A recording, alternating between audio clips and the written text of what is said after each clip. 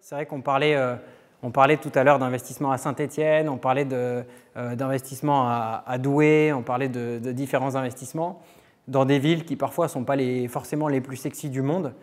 En Espagne, c'est vrai, il faut le dire, ce n'est pas que de la rentabilité, il y a aussi une partie plaisir parfois qui joue.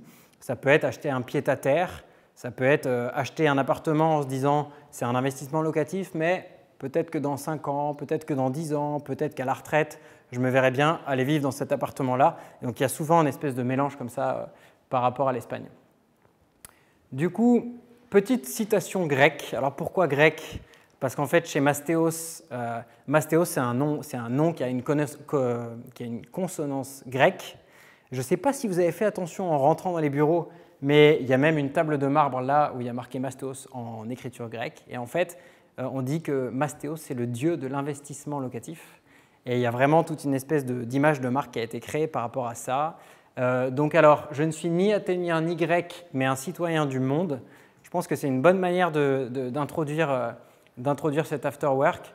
Je pense que de plus en plus, on se sent tous des citoyens européens, à défaut d'être des citoyens du monde, des citoyens européens, avec la facilité de voyager, avec le fait qu'aujourd'hui, par rapport à Paris, Barcelone n'est pas plus loin que Marseille finalement. Et du coup, il n'y a pas de complications. Et peut-être qu'il y a 50 ans, ce n'était pas du tout la même chose. Mais aujourd'hui, acheter à Valence, acheter à Barcelone, acheter à Madrid, ce n'est pas tellement plus compliqué que d'acheter à Douai ou à Marseille ou à Toulouse.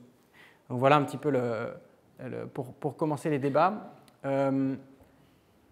L'objectif, et on va parler évidemment d'investissement locatif en Espagne, on ne va pas faire de l'autopromo sur Mastéos, mais nous, notre manière d'approcher l'investissement locatif et la manière d'approcher l'achat immobilier, c'est de permettre aux gens d'investir sans bouger de leur canapé. C'est-à-dire qu'en fait, tout ce que nous, on fait chez Mastéos, et je vous parlerai un petit peu quand même de ce qu'on fait ici, mais c'est de permettre aux gens de pouvoir acheter un appartement sur un téléphone, sur une application, que ce soit aussi facile que d'acheter un livre sur Amazon. Donc vraiment, on est une entreprise très digitale.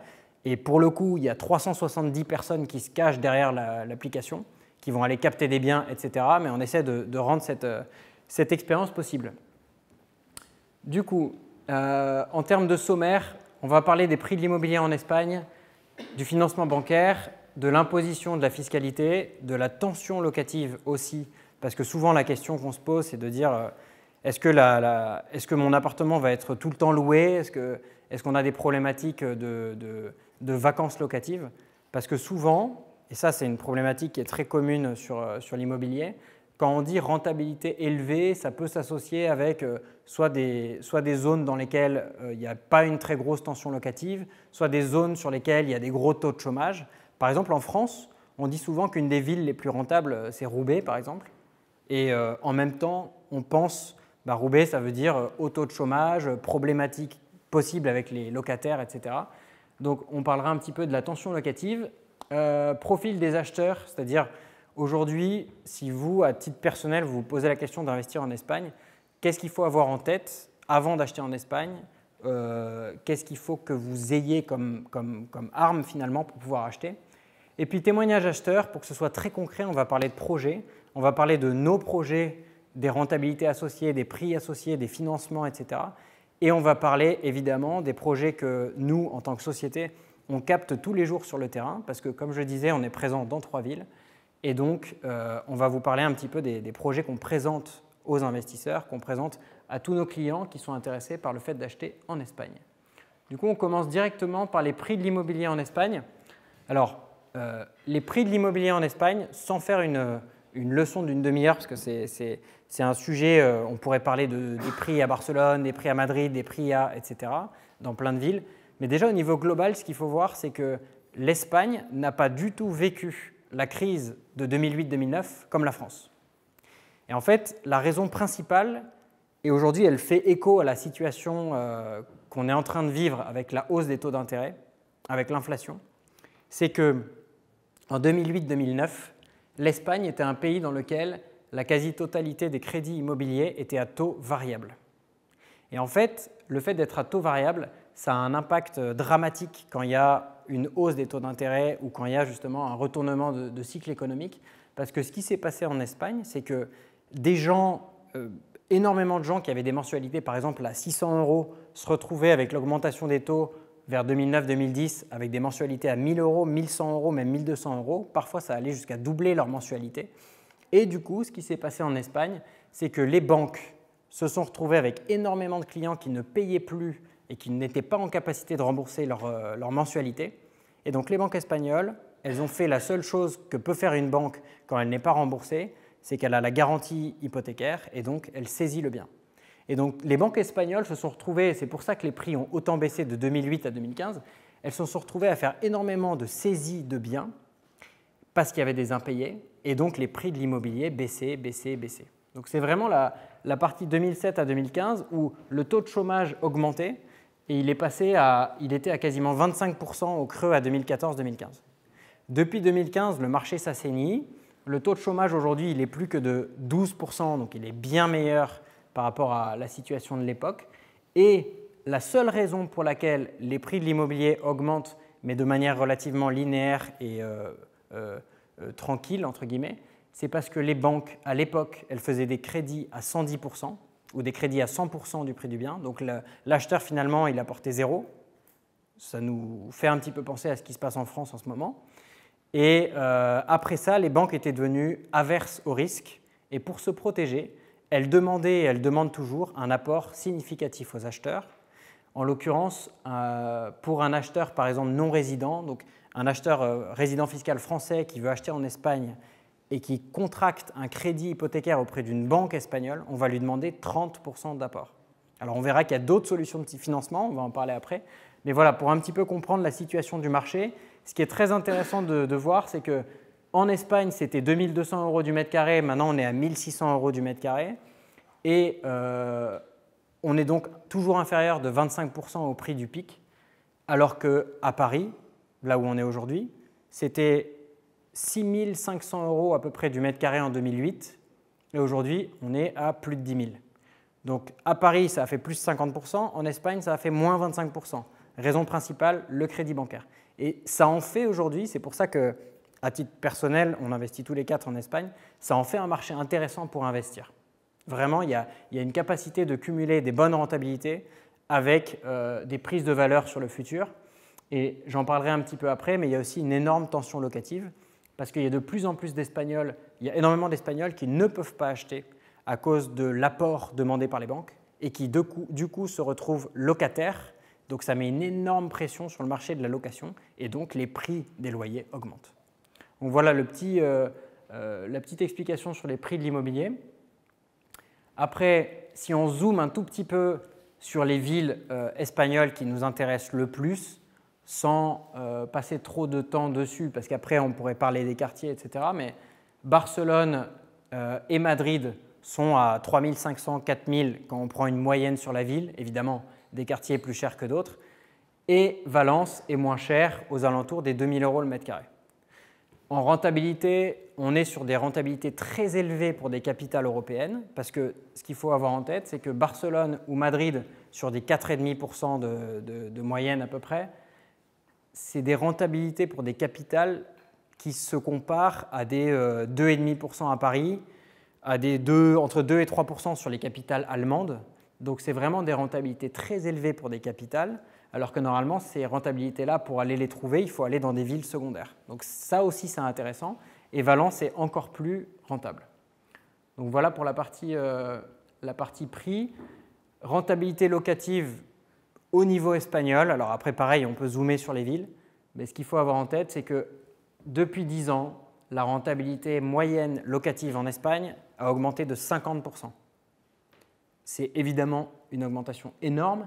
Et c'est dû à ce que je disais tout à l'heure, c'est le fait que, et ça pour le coup c'est une crise politique, c'est une crise du logement, mais les jeunes ne peuvent plus acheter, à moins d'avoir un héritage, mais ils ne peuvent plus acheter, parce que quand on est espagnol, avec les prix espagnols, et que la banque demande 20% d'apport, sur un appartement à 200 000, ça veut dire 40 000, 40 000 €, l'espagnol ne va pas l'avoir avec des salaires espagnols avant un âge très tardif. Et d'ailleurs, l'accès moyen à la propriété en Espagne, c'est 41 ans. Ce qui est très vieux, ça se compare à la France, où on est sur du 32 ans. Donc 10 ans plus tard, ils deviennent propriétaires. Donc ça explique tout ça. On a une crise qui est liée qui est essentiellement bancaire, qui est essentiellement liée au financement bancaire qui est faible et qui se rémunère par du rendement tout simplement. Donc finalement, pour un investisseur ou quelqu'un qui souhaite acheter en Espagne, ce que ça veut dire, c'est si je suis capable d'acheter, ben, je vais avoir une prime pour être parmi ceux qui ont la capacité d'acheter. Voilà. Les quartiers les plus rentables de Madrid, Hugo, je vais te laisser directement parler de ça avec le micro directement. Vas-y. Bonjour à tous. Moi, je suis City Manager à Madrid et j'ai acheté en tout 3 appartements. Donc, je connais bien la ville de Madrid grâce à ma femme aussi qui est madrilène. Et du coup, je vais pouvoir parler rapidement de Madrid. Bon, Madrid, c'est la capitale, c'est comme Paris. Beaucoup d'activités économiques. Ça représente 19% du PIB du pays. Donc, en termes de tension locative aussi, c'est très intéressant. Plein d'entreprises viennent s'installer à Madrid. Il y a de tous les profils. C'est une économie très locale et ça augmente très rapidement. Je dirais que Barcelone et Madrid, c'est vraiment les 2 grosses villes qui drainent l'économie du pays. Il y a d'ailleurs un groupe Facebook qui vient s'installer très prochainement à Madrid. Donc ça amène du beau monde. Il y a beaucoup d'étudiants, il y a beaucoup d'Erasmus. Je pense que dans la salle, je suis sûr qu'il y en a qui ont déjà fait des Erasmus en Espagne. Et du coup, voilà. Donc en fait, Madrid, c'est comme Paris. Il y a une sorte d'anneau périphérique très central. Et à l'intérieur, vous êtes à entre 5 et 6 000 euros du mètre carré. Ce qui reste quand même, on va dire, cher.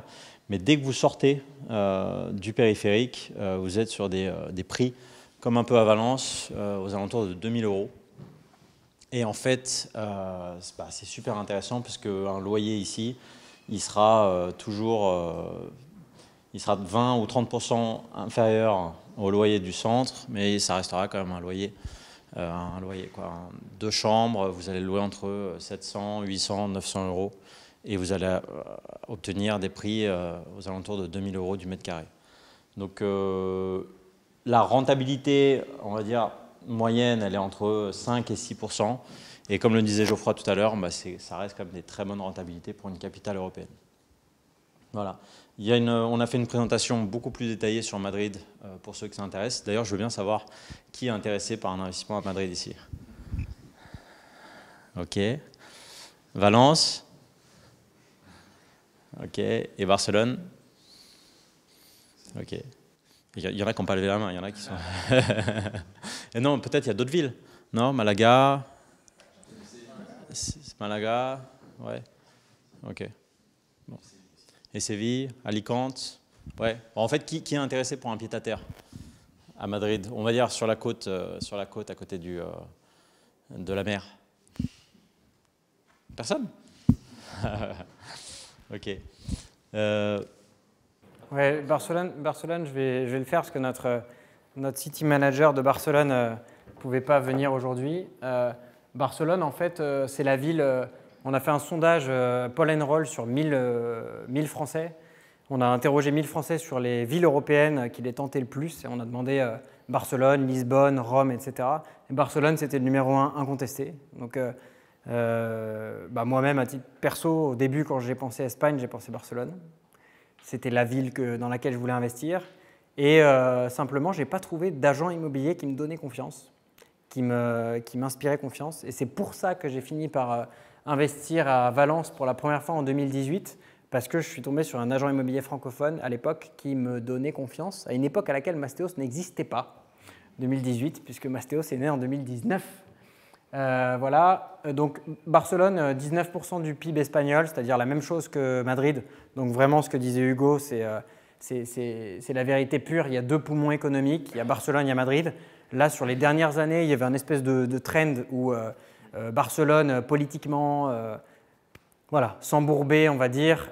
Donc il y a un nouveau dynamisme de Madrid. Mais bon, Barcelone reste Barcelone. n'importe quel investisseur pense d'abord Barcelone. Le tourisme, ça reste une des 10 villes les plus visitées au monde. En termes d'entreprises multinationales à Barcelone, les entreprises pharmaceutiques, toutes les grosses entreprises en général ont quand même un siège à Barcelone. Donc la dynamique du marché de l'emploi est très forte. Il y a 4 millions d'actifs, donc il y a une très grosse concentration des actifs. Et 180 000 étudiants. Alors justement, les étudiants, c'est intéressant. Quand on fait un investissement, par exemple, en colocation, Barcelone avec 180 000 étudiants et à comparer avec Valence, on verra après, mais c'est un très très gros chiffre. Et voilà. Et pareil sur Barcelone, on pourra vous envoyer une présentation détaillée des quartiers, etc. de Barcelone qu'on a faite, qui détaille les rendements, qui détaille beaucoup de choses sur Barcelone. Ça prendrait 1 heure rien que ça, donc on ne va pas le faire ce soir. Mais voilà un petit peu l'histoire et je vais laisser du coup Antoine nous parler un petit peu de Valence. Pour Valence, un peu comme Hugo, je suis tombé sous le charme des femmes espagnoles. Ma femme est de Valence, mais également de cette ville. J'en suis vraiment tombé amoureux, c'est ma femme qui me l'a fait découvrir. Et j'ai la chance de pouvoir y vivre. C'est une ville avec 800 000 habitants, 80 000 étudiants. Donc, en termes de population, c'est la 3e ville d'Espagne. Et en termes de prix de l'immobilier, c'est la 19e. Parce qu'on a une moyenne, comme le disait Geoffroy, de 1 800 € du mètre carré. Avec une belle rentabilité, la moyenne, on est aux alentours de 5,8%. Sur le graphique, on est avec des meilleures rentabilités quand on va dans des zones qui sont plus au sud ou plus excentrées, mais ce sont des cas vraiment très à part. On peut atteindre du 8%, mais ce sont vraiment en place, c'est des zones qui sont représentées, ça s'appelle El Salel, et c'est un endroit, c'est un parc naturel, donc c'est vraiment des cas particuliers. Donc cette ville qui est réputée pour sa qualité de vie, on s'y sent très bien au niveau de la sécurité, du climat, la plage, le prix de l'immobilier, on fait tout à pied, tout est à plat. La taille de la ville est très... Enfin, c'est une taille, on fait tout à pied, c'est une taille humaine. Et là, on a de gros poumons verts, un grand couloir vert, une grande coulée verte qui est de 10 km qui traverse la ville. Elle a des nouveaux parcs qui sont en train d'être créés et beaucoup de projets pour le futur. Donc c'est une ville qui est très, très, très agréable à vivre. Moi, j'en suis vraiment tombé amoureux. Elle a été désignée en 2022 comme l'une des 22 meilleures destinations touristiques au monde. Il y a des quartiers qui ont été désignés comme les quartiers parmi les 20 les plus cool d'Europe.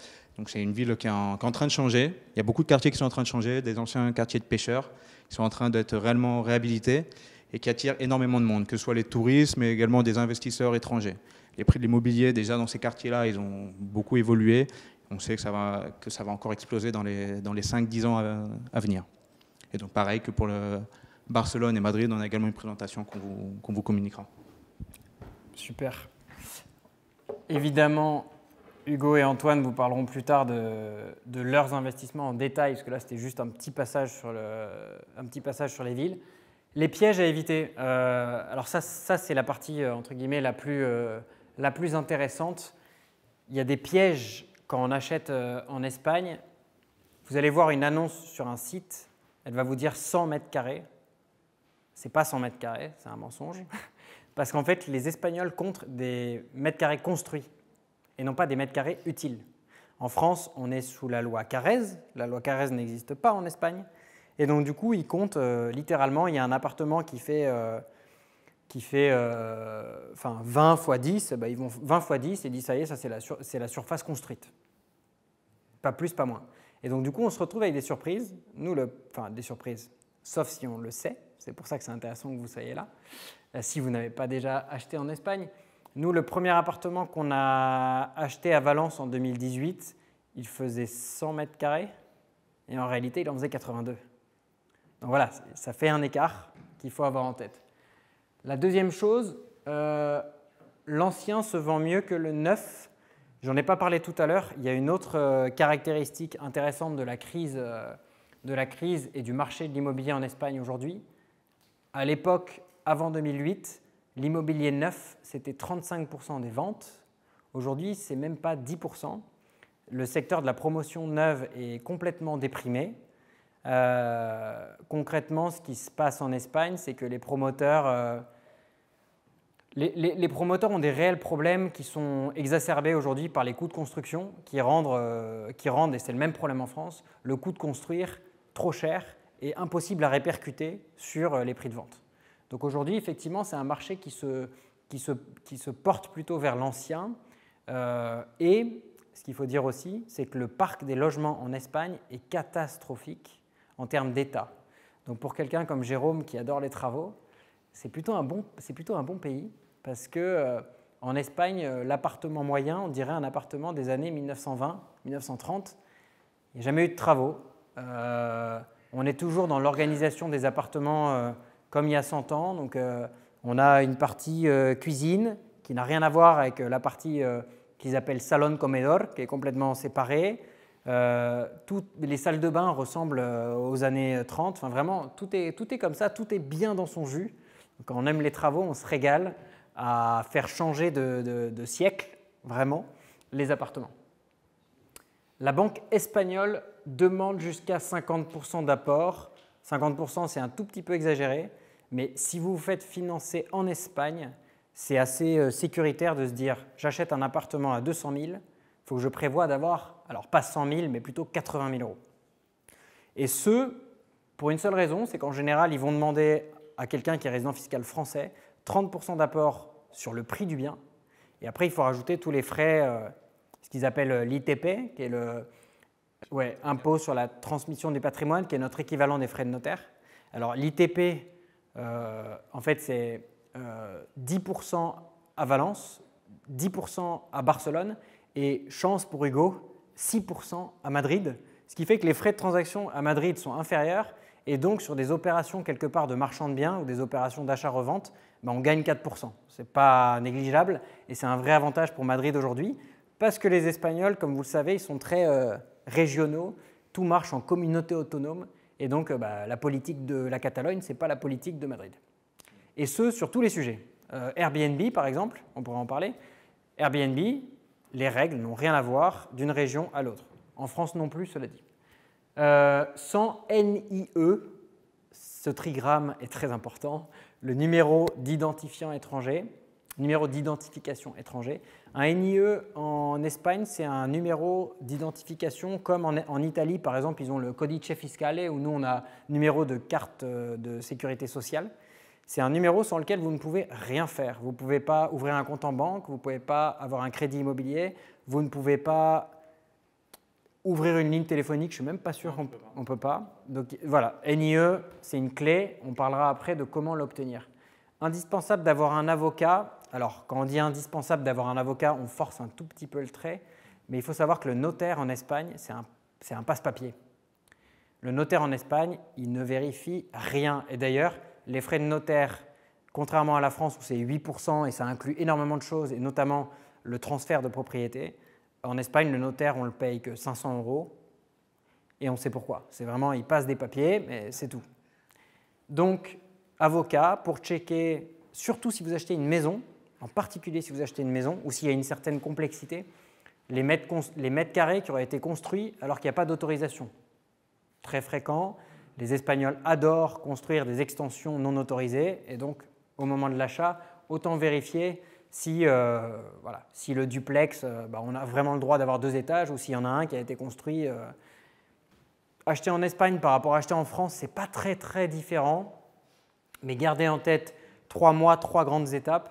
Et en fait, quand je lis 3 mois, 3 grandes étapes, ça me fait beaucoup rire parce que l'an dernier, on a signé une offre d'achat en mai et on a signé l'offre finale en novembre, en décembre même. Donc il s'était passé 6 mois parce que nous, dans notre cas, le bien avait appartenu à une banque dans le passé. Et quand un bien a appartenu à une banque dans le passé, la mairie a un droit de préemption de 3 mois qu'il faut laisser couler. Donc là, ça rajoute 3 mois. Donc c'est juste pour dire qu'il peut y avoir des spécificités qui font que ce n'est pas 3 mois, mais c'est 6 mois. Mais globalement, c'est à peu près le même processus qu'en France, sauf que NIE d'abord. Donc concrètement, si vous habitez Paris, le meilleur des conseils, ou si vous habitez en France, le meilleur des conseils, allez au consulat général d'Espagne le plus proche de chez vous, le plus vite possible. Si vous êtes bloqué sur la partie NIE en France, NIE en Espagne, effectivement 150, 200, 250 €, mais au moins ça nous apprend l'administration espagnole. L'administration espagnole, c'est comme l'administration italienne, c'est à peu près le même niveau, c'est-à-dire que rien n'avance et que pour que ça avance, il va falloir payer quelqu'un, sauf sur certaines carte d'identité, etc. Il y a des exceptions, mais sur le NIE, c'est ça. Avoir un rendez-vous au commissariat, c'est compliqué, sauf si on paye quelqu'un qui connaît quelqu'un. Donc bon, c'est un petit peu. L'avantage, c'est un numéro qui ne caduque pas. Donc une fois qu'on l'a, on est tranquille. Il n'y a pas à le renouveler, on est à l'aise. Donc si vous n'êtes même pas sûr de un jour acheter en Espagne ou un jour vivre en Espagne, à la limite, obtenir le NIE en le faisant avec le consulat général d'Espagne en France, c'est le meilleur moyen quand même, parce que pour le coup, ça coûte 10 € ou je ne sais pas quoi, ça ne coûte rien du tout. Et une fois que vous l'avez, c'est un numéro que vous avez à vie et ça ne vous engage à rien. Ensuite, le processus, le reste est un petit peu égal. Signature de l'offre d'achat. La seule différence, c'est que quand vous faites… Alors en Espagne, ils appellent ça… Il y a le contrato de reserva, ça c'est la réservation, ce que nous on appelle l'offre contresignée, d'accord? Et après, il y a le contrato de arras, ça c'est ce que nous on appelle les arts ou le compromis de vente. Et ensuite, derrière, il y a la vente finale, plus tard, que nous on appelle acte authentique, qui va se passer 3 mois après. Donc là, par exemple, sur les contrats tout à l'heure de Nicolas sur lesquels on était, il prévoyait que l'acte authentique par rapport au compromis, c'était 2 mois plus tard. Voilà, donc un petit peu les délais qu'il faut avoir en tête. Jusque-là, pas de choses dramatiquement différentes. Simplement, NIE et financement bancaire, je voulais juste faire un tout petit zoom. Alors, ça, c'est parce qu'on voulait juste faire un petit zoom là-dessus. C'est que le financement bancaire, qui est la grosse partie, il y a réellement 2 grands cas différents qui se posent et des cas dans lesquels vous avez une chance incroyable. Si aujourd'hui en France, vous êtes déjà propriétaire de votre résidence principale et qu'elle est remboursée intégralement, alléluia, vous avez énormément de chance parce que vous pouvez avoir un levier bancaire de quasiment 100% pour acheter en Espagne. Pourquoi? Parce que vous allez aller voir votre banque française, lui dire voilà, ma maison par exemple vaut 400 000 €, elle est intégralement remboursée, elle est nette de dette, auquel cas votre banque pourra prendre une garantie hypothécaire sur votre bien français et vous libérer, en général 50, 70, 90%, ça dépend des banques, de la valeur de votre bien en France. Et avec ça, si vous achetez un appartement par exemple à 200 000 ou à 300 000 en Espagne, vous allez finalement avoir un levier bancaire de 100% pour acheter cet appartement-là. Donc finalement, le levier bancaire fonctionne très bien si vous avez un patrimoine existant en France ou si vous avez, de manière un petit peu plus généraliste, un nantissement ou des garanties à apporter sur le territoire français à une banque de droit français. Ça, c'est l'autoroute. Donc, ça, c'est la partie la plus simple. Si jamais vous n'êtes pas dans la situation dans laquelle le financement en France est possible, vous pouvez sans problème vous faire financer en Espagne. Moi, je l'ai fait les 2 fois. Et financement en Espagne, c'est ce que je disais, avec une banque espagnole, par exemple Targo Bank, moi j'ai fait 2 fois. C'est le groupe, il s'appelle Tomamos Impulso maintenant. Et donc là, 70% du prix du bien. Donc je compte à peu près que de ma poche, j'amène 40% à 50% et la banque va financer le reste.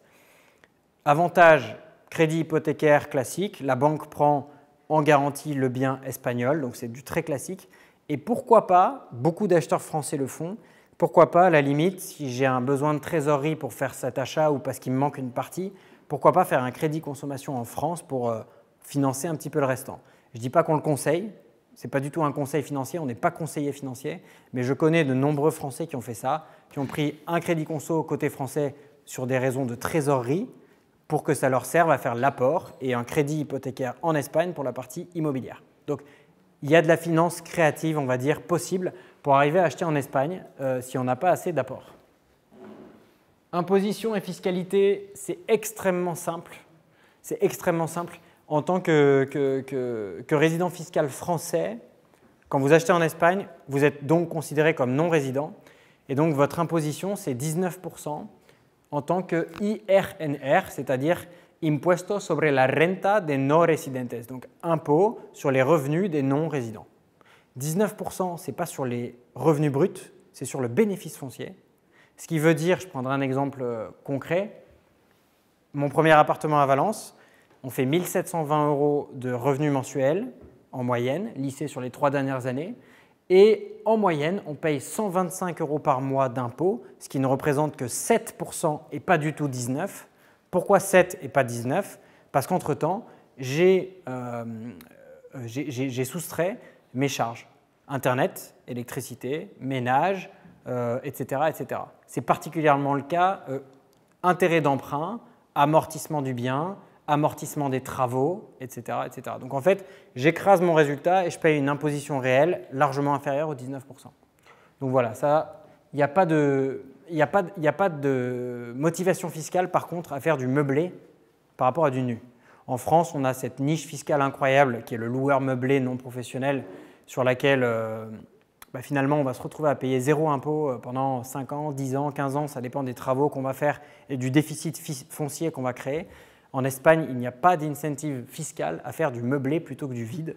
La seule raison de faire du meublé plutôt que du vide, c'est la liquidité du bien et la capacité à retrouver des locataires rapidement et à faire des contrats de location, par exemple de la location qu'on appelle temporale, c'est-à-dire de la location à partir de 30 jours, qui se prête très bien pour faire de la location à des professionnels ou alors à des étudiants, typiquement Erasmus.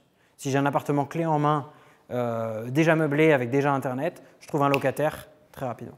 Donc ça, c'est intéressant. Voilà, fiscalité sur la plus-value, c'est la même, 19% sur la plus-value, donc ça, pas de choses particulières. Je voulais juste un tout petite chose sur cette fiscalité sur la plus-value.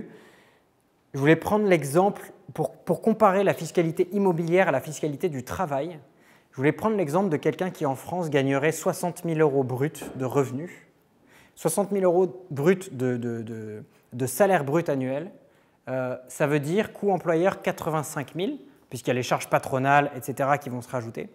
Et ça veut dire, pour un célibataire sans enfant, je prends un cas extrêmement simplifié, 40 000 € net d'impôts par an. Donc si je fais 40 000 net d'impôts divisé par 85 000, ce qui est ce que je coûte finalement à l'employeur, le ratio, c'est que j'ai une fiscalité globale à 53% des revenus.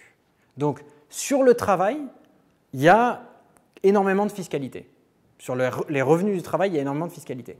Maintenant, sur les revenus de l'immobilier, on a vu qu'en Espagne, par exemple, sur les revenus locatifs, je vais avoir un 19% du bénéfice. Donc en fait, ça peut être 10%, 15% seulement des revenus. Et sur la plus-value, j'ai que 19% le jour où je revends. Donc de toute façon, je ne paye pas si je ne gagne pas. Et si je gagne, c'est une imposition qui est relativement acceptable. Donc finalement, vive l'immobilier sur la partie des revenus et sur la partie de la fiscalité, parce que ce n'est pas du tout un matraquage. On ne peut pas parler de matraquage fiscal quand on est sur du 19 ou du 10. Voilà, comment louer juste un chiffre. Il manque 2 millions de logements sur le marché de l'immobilier locatif en Espagne. Qu'est-ce que ça veut dire? L'Espagne est un pays de propriétaires. Comme je disais, il y a de moins en moins de gens qui peuvent se permettre d'être propriétaires, qui peuvent se permettre d'acheter à cause de l'apport. Et donc, il y a une pression croissante sur la location. Et donc, les prix des loyers augmentent plus vite que les prix de la vente. Donc, toujours pareil, je suis capable d'acheter, je suis rémunéré par un rendement supérieur parce que j'ai l'apport, alors que plein de gens n'ont pas cet apport-là.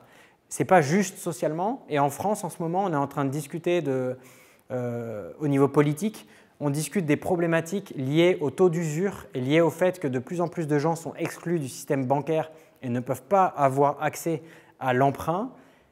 Aujourd'hui, il faut se rendre compte qu'en France, le 10% d'apport à peu près pour acheter un appartement font qu'un appartement de 200 000 €, je peux l'acheter avec 20 000 € d'apport. Là où en Espagne, pour acheter un appartement de 200 000, il me faut 80 000 € d'apport. Donc ce n'est pas les mêmes mondes, ce n'est pas la même justice sociale. Et c'est clair que de ce côté-là, on peut se considérer très chanceux en France sur le levier bancaire qui est excellent. Voilà.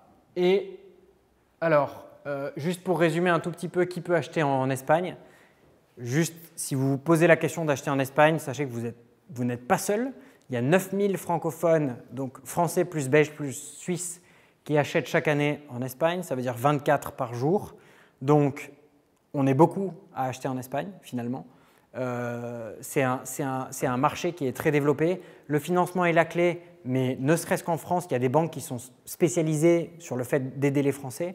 Je pense par exemple à CIC Iberbanco, qui est une filiale du CIC qui va financer les achats en Espagne et au Portugal aussi. Je pense aussi à Targobank, dont je parlais tout à l'heure, qui est une filiale du Crédit Mutuel. Donc il y a plusieurs banques françaises qui ont des filiales en Espagne. Et comme toujours, ça aide beaucoup pour créer des passerelles entre les deux pays. Donc voilà, cette partie-là, c'est important. qui peut acheter en Espagne? J'ai quand même envie de dire, pensez à, si vous n'avez pas un patrimoine net en France ou si vous n'avez pas minimum 40 000 € d'épargne pour pouvoir commencer à faire quelque chose, ce n'est pas possible d'acheter en Espagne. Si on a par exemple 20 000 € d'apport, on ne trouvera rien, ça va être très, très compliqué.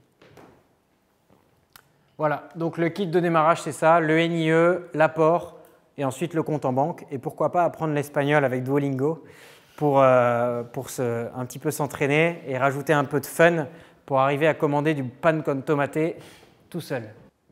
Géopolitique, politique. Oui, non, juste… non, pas du tout. En fait, très simplement, hier, on a parlé ensemble à un investisseur. Il habite en Espagne, en plus. Et il nous disait qu'il il vient d'acheter en 2 ans 2 appartements hyper rentables. On a dit OK, super. Et par contre, pas de levier bancaire dans le pays dans lequel il l'a acheté. Donc il a acheté 100 000 € cash le premier appartement et 100 000 € cash le deuxième appartement une fois qu'il avait réussi à reconstituer son épargne. Pas de chance, c'est Odessa en Ukraine. Et en fait, du coup, c'est juste pour dire que là où on a une vraie chance sur l'Espagne, c'est que moi j'étais le premier à regarder la Turquie, à regarder la Pologne, à regarder des pays comme ça un petit peu exotiques en me disant les meilleurs rendements c'est l'Europe de l'Est, ou les meilleurs rendements c'est là où c'est un peu plus exotique, où on prend un peu plus de risques. Mais en fait, la différence avec l'Espagne, c'est qu'on est quand même dans un pays qui est stable à tous les niveaux. C'est un pays qui est stable économiquement, qui est stable politiquement, qui permet à un investisseur français ou quelqu'un qui veut diversifier son patrimoine de ne pas aller chercher un exotisme absolu et d'aller chercher quand même tout simplement une diversification France-Espagne qui se comprend et qui est plus raisonnable, qui est plus en gestion bon père de famille. Voilà. Et puis les jours de soleil, évidemment. Voilà. Donc, pour expliquer un petit peu ce qu'on fait, pour aller plus loin, alors ça c'est une photo qu'Hugo a prise ce matin, où on prenait un café ce matin. On fait d'autres conférences, là c'était plus la partie introduction.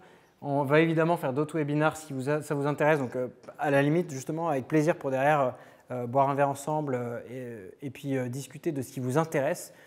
Nous on est très partants de faire justement des conférences qui peuvent être en ligne aussi, pas forcément en présentiel, mais on adore le côté présentiel parce que ça permet comme on disait, de rencontrer des gens avec qui on travaille en face à face et de créer peut-être une relation qu'on aurait moins via un ordinateur.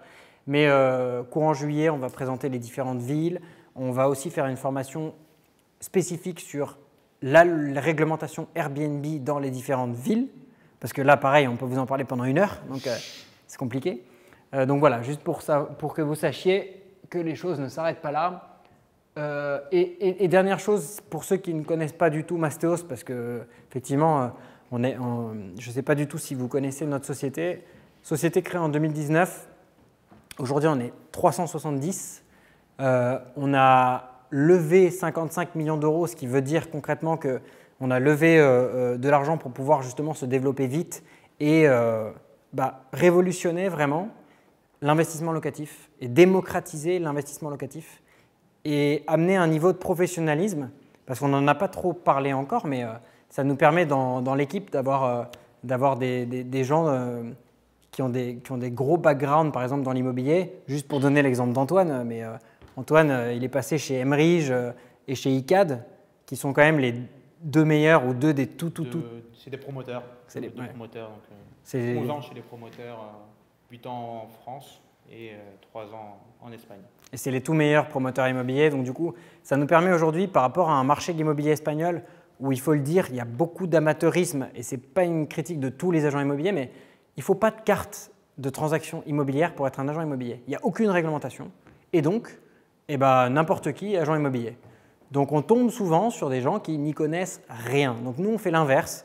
On met du professionnalisme dans le secteur et on se place côté acheteur, pas côté vendeur. Donc on défend que les côtés de l'acheteur. Et évidemment qu'on fait des négociations sur le prix des biens pour le compte de nos clients. Et évidemment qu'on les aide à faire des vérifications. Donc voilà, cet accompagnement-là côté acheteur, il est vraiment important. C'est l'heure de boire. C'est l'heure, je crois que c'est l'heure. Merci beaucoup à vous. Merci.